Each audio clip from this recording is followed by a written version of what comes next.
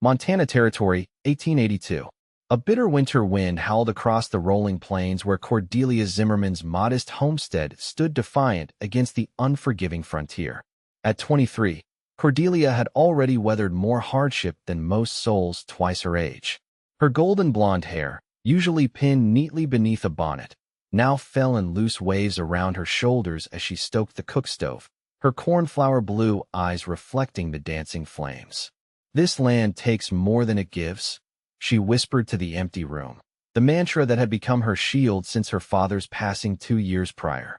The neighboring homesteaders had gradually abandoned their claims, beaten down by drought, illness, or simply the crushing isolation. Cordelia remained, convinced that trusting others meant inviting disappointment, or worse, heartbreak. The frontier was no place for softness, only survival. She wiped flour-dusted hands on her faded calico dress and glanced out the window at the threatening sky. The last cattle trader who'd passed through had offered to buy her land for a pittance, insisting a woman alone couldn't possibly manage. She'd send him away with a few choice words and the business end of her father's shotgun pointed at his retreating backside. What Cordelia wanted was simple: to prove her independence, to make the land yield enough to survive another season. What she needed, though she'd never admit it even in prayer, was connection. Someone to share in both the burden and beauty of frontier life. The first heavy snowflakes began to fall as the daylight faded. Cordelia lit the oil lamp and moved to close the barn doors when she spotted movement on the road, a wagon approaching, barely visible through the thickening snow. "Who in their right mind travels in this?" she muttered, reaching for the rifle she kept by the door. The wagon drew closer, revealing a young man hunched over the reins, a small figure huddled beside him. When they reached her gate, the man raised a hand in greeting. "Evening, ma'am," he called out, his voice carried away by the wind. "Might we trouble you for directions to the nearest town?" Cordelia approached cautiously, rifle not quite aimed but certainly present. The snow was falling harder now, the temperature dropping precipitously. "Helena's 20 miles west," she replied. "You won't make it tonight. Storm's getting worse." The man nodded grimly, removing his hat to reveal dark hair and strikingly earnest eyes. He couldn't have been much older than 25. "I feared as much. I'm Isaac Dawson, and this here is my boy, Thomas." The child, no more than 5 years old, peered out from beneath a too-large coat, his face pale with cold. "We've been on the trail 3 days," Isaac continued. "Lost our way when the landmarks disappeared under snow. I'd be mighty grateful for any shelter you might spare, even your barn. We won't be any trouble." Cordelia's instinct was to send them on their way. Strangers meant danger, especially for a woman alone. But the boy's shivering form crumbled her resolve. She'd survived the frontier by being cautious, but she wasn't heartless. "The barn's no place for a child in this weather," she said finally. "You can stay in the house. One night, until the storm passes." Relief washed over Isaac's face. "We're much obliged, Miss Zimmerman." Cordelia Zimmerman. As Isaac unhitched his horse and led it to her barn, Cordelia wondered if she'd made a terrible mistake. The man claimed to be a cowhand seeking work further north, but his hands, though calloused, seemed too refined for someone who'd spent a lifetime breaking horses. And despite the worn state of his clothes, there was something in his bearing that spoke of education. Inside, the boy Thomas thawed by the fire while Cordelia prepared a simple stew. Isaac returned from settling the horse, bringing with him the crisp scent of winter and something else, a presence that somehow made her small cabin feel different. "Your boy doesn't talk much," Cordelia observed as Thomas drifted to sleep on a pallet she'd prepared. "He hasn't spoken much since his mother passed last spring," Isaac replied, his voice soft with grief. "Influenza took her quick. We've been moving ever since, trying to outrun the memories, I suppose." The candid admission caught Cordelia off guard. She recognized the pain in his eyes, the same hollow ache she'd carried since burying her father. Perhaps it was this shared understanding that loosened her tongue. "I know something of loss," she found herself saying. "This homestead was my father's dream. When he died, everyone expected me to sell and return east. But this is the only home I've known." Isaac nodded. "The land gets in your blood. For all its harshness, there's freedom here you can't find elsewhere." They talked long into the night, swapping stories of frontier life. Isaac spoke of cattle drives and breaking wild mustangs, of sleeping under stars so bright they seemed close enough to touch. His tales carried the ring of truth, yet Cordelia sensed he was holding something back. The following morning, the storm had passed, leaving a blinding white landscape in its wake. Isaac helped Cordelia with her chores, showing a surprising aptitude for homestead work.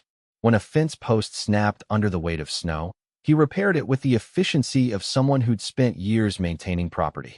"You handle tools like a man who's owned land," Cordelia observed. A shadow passed over his face. "I've worked many places, but never stayed long.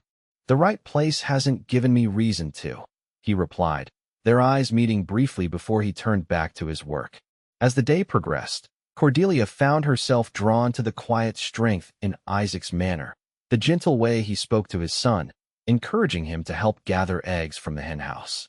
It had been so long since she'd enjoyed simple conversation or shared the burden of daily tasks. By nightfall, the roads remained impassable, and Cordelia surprised herself by offering them another night's shelter. The practical excuse was the weather, but the truth was more unsettling. She wasn't ready to return to her solitude. That evening, Thomas spoke his first full sentence in months, asking Cordelia if she would read to him from the tattered copy of Robinson Crusoe he carried. As she read about the castaway building a life from nothing, she caught Isaac watching them, his expression a mixture of gratitude and something warmer that made her cheeks flush. On the third day, with the roads finally clearing, Isaac announced it was time they continued their journey. Cordelia felt an unexpected pang at their impending departure. "There's a position open at the Henderson Ranch," she found herself saying. "About 5 miles west. They're always looking for experienced hands." Isaac studied her face. "Are you suggesting we stay in the area? It would be steady work. And Thomas seems to be coming out of his shell here." Before Isaac could respond, the sound of approaching horses interrupted them. 3 riders appeared, their manner official and imposing. Cordelia recognized the lead rider as Marshal Reed from Helena. "Miss Zimmerman," the marshal greeted, tipping his hat before his gaze shifted to Isaac. "And I believe we've found our man." Isaac stepped forward, placing himself between the lawman and his son. "Marshal, I expected you'd find me eventually." Cordelia's heart sank. "Isaac, what's happening?" The marshal dismounted.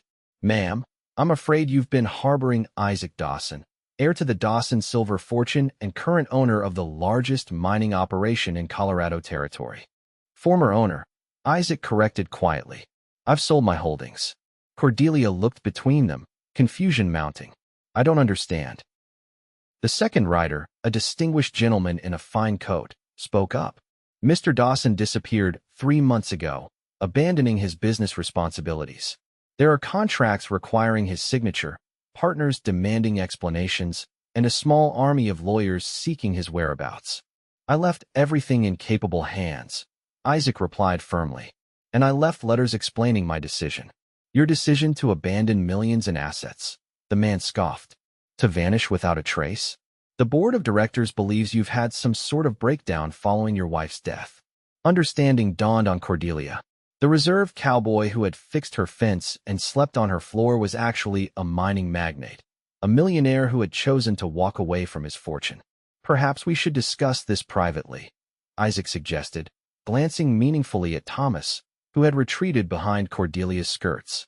Inside the cabin, while Thomas played outside under the watchful eye of one of the lawmen, the full story emerged. Isaac Dawson had built an empire from a lucky silver strike, expanding into a mining conglomerate that supplied half the territories. Following his wife's death, he'd found himself trapped in a life of boardrooms and balance sheets while his son withdrew further into grief. "I realized I was losing Thomas too," Isaac explained. "The fortune meant nothing if he grew up without knowing his father. So I sold my controlling interest, left the operation to my partners, and set out to find a simpler life. One where Thomas could heal and I could be the father he needs." "You simply walked away from unimaginable wealth?" Cordelia asked, incredulous. Isaac met her gaze steadily. "I walked toward something more valuable." The marshal cleared his throat. "Regardless of your philosophical awakening, Mr. Dawson, there are legal matters requiring your attention. You'll need to return to Denver, at least temporarily." Isaac's shoulders slumped in resignation. "I understand." After the men departed to wait by their horses, Cordelia found herself alone with Isaac, a stranger who was somehow both the simple cowboy she'd begun to care for and a man of means beyond her comprehension. "Were you ever going to tell me the truth?" she asked. "Eventually. Though I've found people treat you differently once they know." His eyes held hers. "The way you're looking at me now, that's exactly what I wanted to avoid. And how am I looking at you? Like I'm suddenly someone else. Someone you don't know." Cordelia considered this. "I suppose I'm trying to reconcile the man who expertly repaired my fence with someone who could buy this entire valley without feeling the expense. Those things aren't as contradictory as they seem," Isaac said softly. "I built my first mine with these hands. I knew every inch of my operation because I'd done every job within it. The fortune came later, but the man remained the same." He stepped closer. "Cordelia, the past few days here, watching Thomas smile again, working alongside you, have been the most peace I've known in years. Money doesn't change what matters to me." As Isaac and Thomas prepared to leave with the marshal, Cordelia stood at her gate, an uncomfortable hollowness spreading through her chest. In just 3 days, they had somehow disrupted the careful isolation she'd built around herself. "I'll return when I've settled these matters," Isaac promised, his hand lingering on hers. "If you'll allow it." Cordelia withdrew her hand. "Your life is in Denver, Isaac, among society and business affairs. This is just a simple homestead." "My life is with my son, creating something real," he countered. "The rest is just numbers on paper." But as she watched them ride away, Cordelia couldn't help but think that this brief connection had been nothing but a pleasant fiction. Men of means didn't choose women who wrestled a living from stubborn soil. The frontier had taught her that much. Hope was a luxury she couldn't afford. Days passed into weeks. Winter's grip gradually loosened as February gave way to March. Cordelia threw herself into preparations for spring planting, ignoring the emptiness that seemed to echo through her cabin each evening. One afternoon, as she mended a tear in her work gloves, a letter arrived by courier, an unusual occurrence this far from town. The envelope bore expensive stationery and a Denver postmark. Isaac's handwriting was as straightforward as the man himself. He explained that he had resolved his business affairs and officially transferred most of his holdings to a trust for Thomas. He had retained enough to ensure they would never want, but had stepped away from the mining empire permanently. "I find myself at a crossroads," he wrote. "Denver holds nothing for us now but painful memories. Thomas asks about you daily, about your stories and your chickens, and whether the spring birds have returned to your apple tree. I find my own thoughts turning to your homestead with equal frequency. There is something there I've searched for longer than I can express." The letter ended with a simple question. Would she object to their return?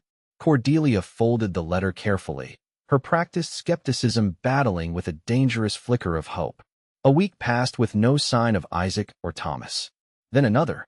She convinced herself the letter had been nothing but a polite farewell. Until one April morning, when she spotted a wagon approaching, larger than before, loaded with trunks and crates. Isaac drove with Thomas beside him, the boy waving enthusiastically when he spotted her. "You came back," she said simply when they reached her gate. Isaac handed her a document. "I purchased the abandoned Peterson place adjoining your eastern boundary. 200 acres with water rights to the creek." Cordelia stared at him. "You're settling here? As a neighbor? If that's all you wish us to be." His expression grew serious. "These past weeks away only confirmed what I already knew. The life I want, the life Thomas deserves, is here. Not because it's simple or because it's far from my past, but because in just 3 days, you reminded me what matters." Thomas tugged at Cordelia's skirt. "Papa says you can teach me to ride a real horse, and that maybe you'll read to me again sometimes." Looking at the hopeful face of the boy and the earnest expression of his father, Cordelia felt the walls she'd built around her heart begin to crumble. The frontier had taken much from her, but perhaps it was finally offering something in return. "The Peterson place needs considerable work," she said, trying to maintain her practical demeanor. "The roof leaks, and the well needs clearing." Isaac smiled. "I'm not afraid of work, and Denver society will seem very far away come winter." "Good." His hand found hers. "Cordelia, I'm not asking for anything except the chance to build something true. Whether that eventually includes more between us than friendship is for you to decide." Summer came, bringing with it long days of labor as Isaac restored the neighboring homestead. True to his word, he worked the land himself, hiring help only for the largest projects. Thomas became a daily visitor to Cordelia's cabin, slowly filling it with childish laughter and endless questions. As for Isaac and Cordelia, their relationship grew carefully, like the tender shoots of her garden, tentative at first, then gradually strengthening. They shared meals, exchanged books, and sometimes simply sat on her porch watching the sunset paint the prairie in gold. On a warm July evening, as they walked the boundary between their properties, Isaac finally told her the complete truth about his past. How he'd started as a penniless prospector, hit a vein of silver that changed everything, and found himself becoming someone he didn't recognize amid the wealth and social obligations. Elizabeth, Thomas's mother, she loved that life, he admitted. The parties, the connections, the influence. When she died, I realized I'd been living her dream, not mine. And certainly not what would be best for Thomas. And what is your dream? Cordelia asked. Isaac's gaze swept across the rolling landscape. This, land that means something. Work that leaves honest calluses. A community where Thomas can grow up valued for his character, not his inheritance. He paused. And someone to share it with who sees me, not my bank accounts.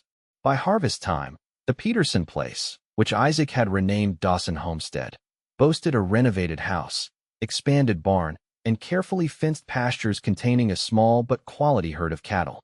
Isaac had hired several local men, providing much-needed employment to struggling families. Cordelia found herself transformed as well. The belief that the frontier allowed no room for softness gradually gave way as she watched Isaac build a life focused on what truly mattered. His wealth, she discovered, wasn't what defined him. It was his integrity, his devotion to Thomas, and his unwavering determination to create something meaningful. One October afternoon, as they brought in the last of the harvest together, Isaac asked Cordelia to marry him, not with grand gestures or extravagant promises, but with simple truth as they stood in her fields. I love you, he said, taking her flower-dusted hands in his. Not because you gave us shelter that snowy night, but because you've shown me what real strength looks like. You face each day with courage and grace that has nothing to do with wealth or station. Tears blurred Cordelia's vision. I was so certain the frontier had no place for love. That connection was a weakness I couldn't afford. And now, she smiled through her tears. Now I believe it's the only thing worth having. They married in November, a simple ceremony in the community church with Thomas proudly carrying the rings. Isaac's former business partners sent extravagant gifts, most of which the couple donated to families in need throughout the county. By the following spring, they had combined their properties into one thriving operation. Isaac's business acumen and Cordelia's practical frontier knowledge proved an unbeatable combination. They built additional rooms onto Cordelia's original cabin, creating a home that balanced comfort with practicality.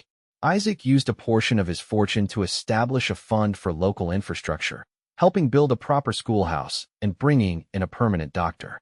But he was careful to do so without ostentation, maintaining the respect he'd earned through his own labor.